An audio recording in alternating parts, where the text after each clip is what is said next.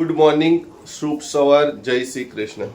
Actually આજે શનિવારનો દિવસ છે, તો હંમેશા એક વસ્તુ ચોક્કસથી બધા મિત્રોને કહીશ કે જે લોકોને સન્ડે રજા હોય છે એ લોકો આજે ઉત્સાહપૂર્વક એમના જોબ વર્કમાં ફૂલ ઉત્સાહથી કામ કરશે, એટલું મને ખબર છે. અને હંમેશા એવું જોવા મળ્યું છે કે ભાઈ સુખની મજા જે છે ને એ દુઃખ હોય છે. એટલે કહેવાનો અર્થ એ છે કે શનિવારના દિવસે ફૂલ ટુ ફૂલ ઉત્સાહપૂર્વક કામ બતાવવાનું, જેથી સન્ડેના દિવસે ફૂલ આરામ કરી શકાય. આજનો દિવસ અને આવનારો સન્ડે તમામ મિત્રોને એવી શુભેચ્છા પાઠવું છું કે પૂરો આનંદમય રહે અને ઉત્સાહપૂર્વક, અને સન્ડેના દિવસે તમે જે વિચાર્યું હોય એટલીસ્ટ તમને મળે. નો દિવસ હોય ને તો ખાસ મમ્મીને પૂછી લેવું પડે એમના દવા વિશે, કેમ કે રવિવારે રજા હોય મેડિકલ સ્ટોરોમાં અને શનિવારે ખાસ ભૂલી ગયા હોય, એટલે અમુક દિવસના અંતરોમાં પૂછી લેવું પડે. જો શનિવારે આવે ને કે બા તમારી દવા લાવવાની છે, એટલે કંઈક ને કંઈક હોય કે હા લાવવાની છે, તો સૌથી પહેલાં દિવસની શરૂઆત એમની દવાઓ લાવવાની. મેડિકલ એમાં જીનેરિક દવાઓ સારી, એમાં ડૉક્ટર તરફથી તો એવું હોય છે કે ક્વોલિટી સેમ હોય છે, પણ જો મારા મમ્મી જેવા સ્ટીક વ્યક્તિ હોય ને તો કંપની ચેન્જ કરીએ ને તો નથી પીતા દવા. નહીં તો આજે જે 500-700 રૂપિયાની દવા લઉં છું એ એવરેજ 200ની આસપાસ આવે એરાઉન્ડ. પણ હવે શું કરીએ કે જે લોકો ના સમજતા હોય એને તો સમજાવવું અઘરું છે. સવારની મારી મોર્નિંગ જ લેટ થાય છે, એટલે આ ગાર્ડનને ખૂબ મિસ કરું છું. એકચ્યુઅલી હવે તો ગાર્ડનનો ટાઈમ બી વધી ગયો છે. પહેલે તો વહેલા 9 વાગે તો ખાલી કરાવતા હતા, આઈ થિંક 9-10 વાગે. હવે લેટ સુધી બેસવા દે છે અને ખરેખર મજા આવે છે. જો તમે સવારે ઉઠી શકતા હોય ને, મારું વર્ક એવું છે કે રાત્રે ડિઝાઇનિંગનું વર્ક મને શાંતિથી ફાવે છે, એટલે રાત્રે લેટ નાઇટ સુધી કામ કરું ને તો પછી રહી જાય છે, એટલે સવારે ઉઠાતું જ નથી. એમ કંઈ નહીં, એની બાજુમાં અમૂલ ડેરી છે, ત્યાંથી દૂધ લઈ લઈએ. હોય છે દરેક ઘરોમાં, પણ હું દૂધ લેવા નીકળું ને તો એમ કહું કે આજે તો ભેંસ લઈને આવવાનું. મારા ભાઈ ખૂબ જ કે હા લેતા હો, કે રાખશે કોણ પણ કે ભેંસને, પહેલો તો પ્રશ્ન એ. આજે લાસ્ટ ટાઈમ આ દૂધની થેલી લાવ્યું, કાલે ભેંસ લેતા આવીશ. બરોબર ને? ભેંસ રાખશે કોણ પણ એ પ્રશ્ન નહીં હોતો તમારો. હવે તમે કીધું જ છે તો હવે તમારો વિષય ને, તો ભેંસ રાખશે કોણ? તમે કીધું છે તો ભેંસ લાવીશ, તો પછી હવે અમારો વિષય છે.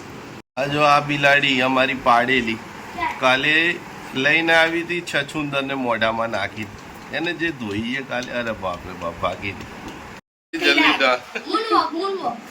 ઓ ભાઈ, મૂન વોકમાં બચારીને એ ના રહીએ કમર. એવરેજ હમણાંથી બ્રેકફાસ્ટમાં દૂધ કેળા, જો કંઈ ના બનાવવું હોય તો, અને કંઈ હેલ્ધી બનાવવું હોય તો રાત્રે કઠોળ પલાળી દેવાના, અને કઠોળમાં મિક્સીમાં ક્રશ કરીને ચણાનો લોટ, લસણ, આદું અને સ્વાદ અનુસાર નમક, મિર્ચ, મસાલા અને એકાદો ચીલ્લો બનાવીને બ્રેકફાસ્ટમાં બેસ્ટ રહે છે, હેલ્ધી બ્રેકફાસ્ટ તરીકે.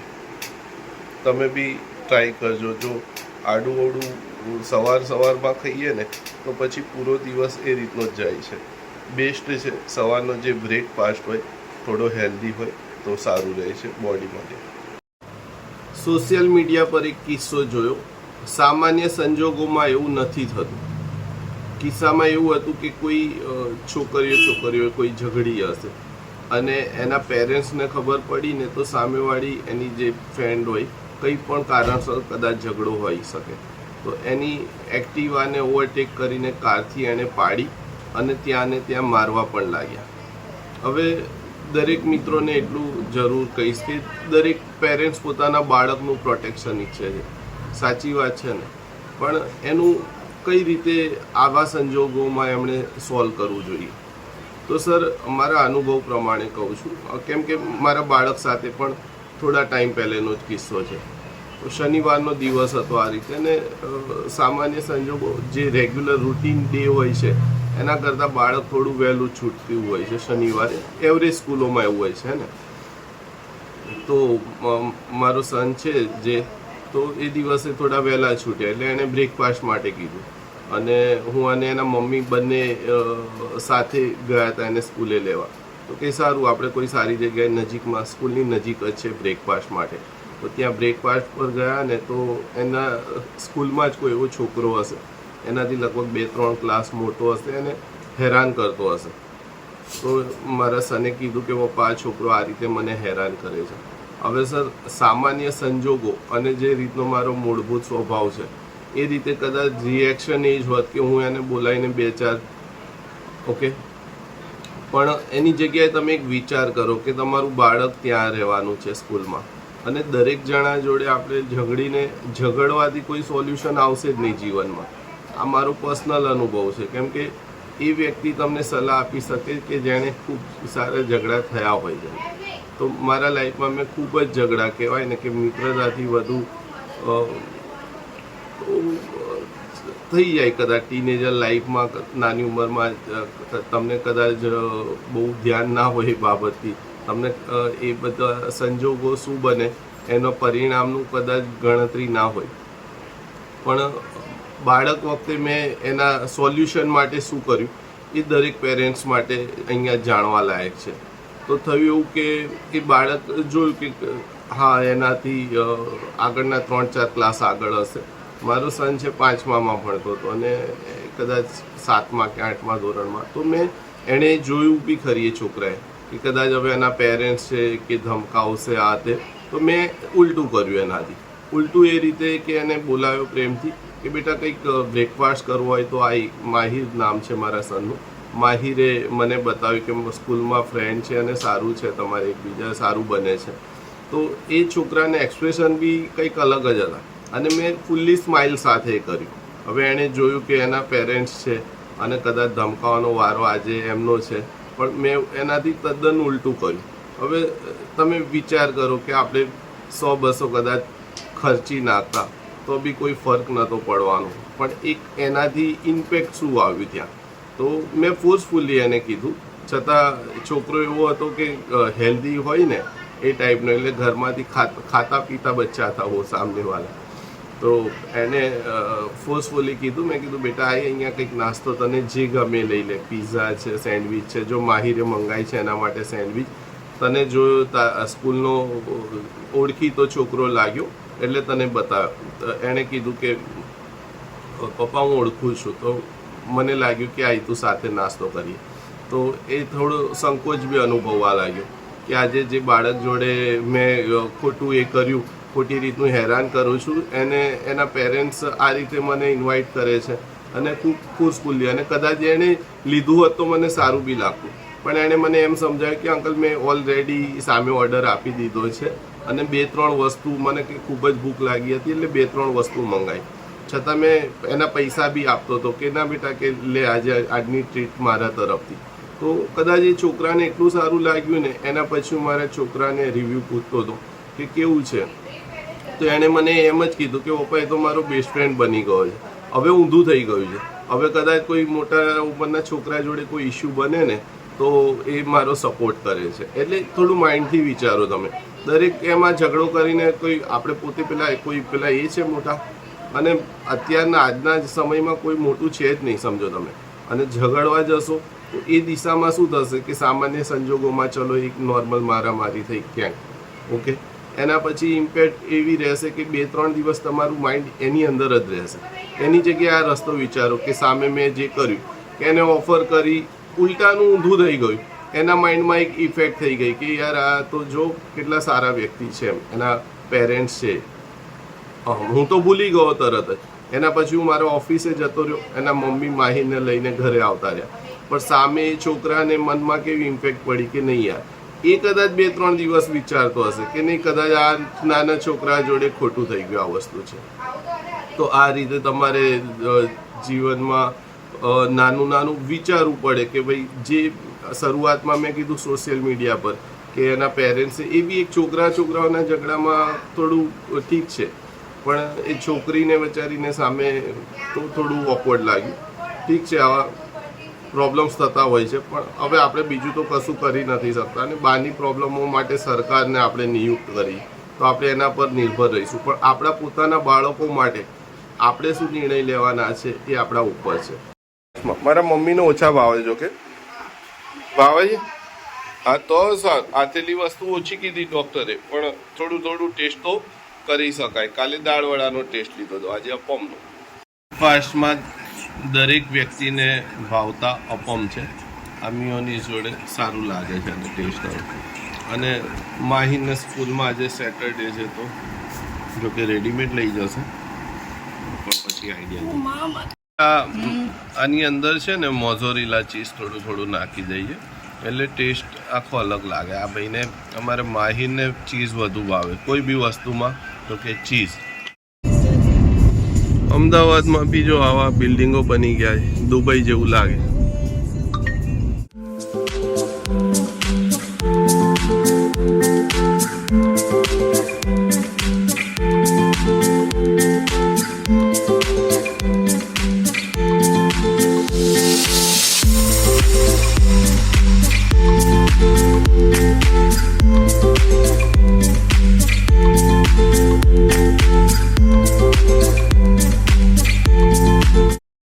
કાલે ઘરમાં પ્રસંગ છે તો ઘણી બધી વસ્તુઓ, એટલીસ્ટ 10-15 વસ્તુઓ અલગ અલગ લેવા આવ્યા અમે માર્કેટમાં. અમારે કાલે ફેમિલી ફંક્શન છે તો બધું લિસ્ટ બનાવીને જ નીકળવું પડ્યું કે ભાઈ કંઈ રહી ના જાય. કેમ ગઈકાલે લાવવાનું હતું, રહી ગયું. અને આજે બોલો સ્પેશિયલ મારા સાસુ માટે લેવા આવ્યા તો છે નહીં, રેડી થતા વાર લાગે. ગંદીદાર વાતાવરણ થઈ ગયું. ધ્રુવે લાગે છે અગરબત્તી કરી છે અને ખૂબ જ સારું હોય, પોઝિટિવ એટમોસ્ફિયર થઈ જાય ને એવું થાય છે. સાચી વાત છે ને, અગરબત્તી એકચ્યુઅલી કરવી જોઈએ. હું નથી કરતો પૂજા પાઠ, તમે લોકો ચોક્કસથી કરજો. અને કાલે ફેમિલી ફંક્શન છે તો એનું બધું જે પણ બનાવવાનું છે એની જવાબદારી મેં લીધી છે. જમણવાર બનાવવામાં રસ પહેલેથી છે, પણ ક્યારે આટલું ફેમિલી ફંક્શનમાં ક્યારે નથી બનાવ્યું. કાલે જોઈએ હવે કેવું રહે છે. બધા હેલ્પમાં તો ઘણા બધા વ્યક્તિઓ હોય, પણ મજા છે કે તમે રસોઈ બનાવવી પણ એક અલગ જ વિષય છે. દિલથી એક પ્રયત્ન હશે કાલે જમણવાર બનાવવાનો. એના માટેનો એક સામાન હતો, લાંબુ લિસ્ટ હતું અને લગભગ 15-16-17 આઈટમ જેવું હતું અલગ અલગ. બધું લઈને આવી ગયા છે ઘરે. હવે આજના ડિનરની તૈયારી કરીએ.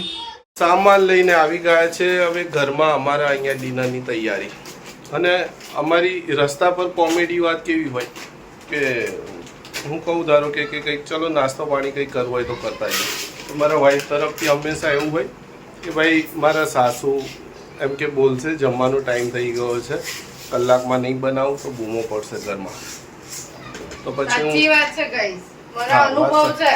વાત તો ખોટી નથી, વર્ષનો અનુભવ બોલે છે. મારા મમ્મી ખૂબ જ સ્ટ્રિક્ટ છે બાબત ટાઈમિંગને લઈને.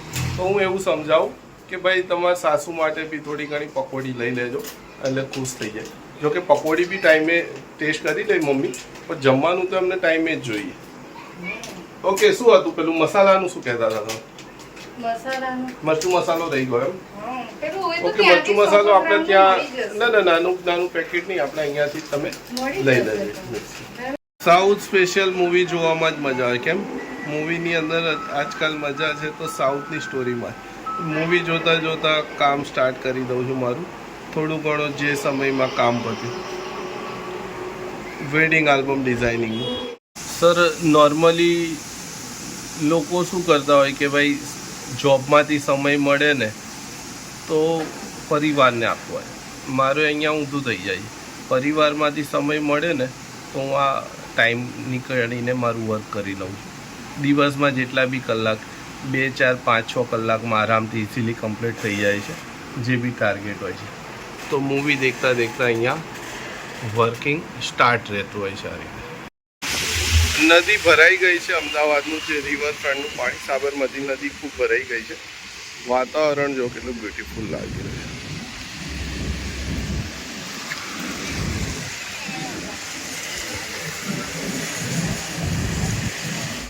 આમ હંમેશા વરસાદમાં પલળવાની ઈચ્છા થાય, પણ આજે બધો ઘરનો સામાન લઈને નીકળ્યા 2 વ્હીલરમાં. એ વખતે જ વરસાદ ફાસ્ટ આવે તો કેવો કંટાળો આવે. આમ ઈચ્છા હોય કે પલળી. અમદાવાદમાં જે બિલ્ડિંગો બની છે ને અત્યારે જોરદાર, રિઝર્વ બેંક ઓફ ઇન્ડિયા, અહીંયાથી આખા ગુજરાતમાં પૈસા જાય. જી હાવ આર યુ? નહીં ગેમ નહીં. Good night to all. શું કહીશું? શું કહીશું? Good night to all. બધાને શુભ રાત્રિ. શું કહીશું? બધાને શુભ રાત્રિ. પછી એ સિવાય જય શ્રી કૃષ્ણ. આનું નામ છે ક્રિશિવ, એટલે બધાને એના તરફથી જય શ્રી કૃષ્ણ. બોલ દે જલ્દી લાસ્ટ. જય શ્રી કૃષ્ણ.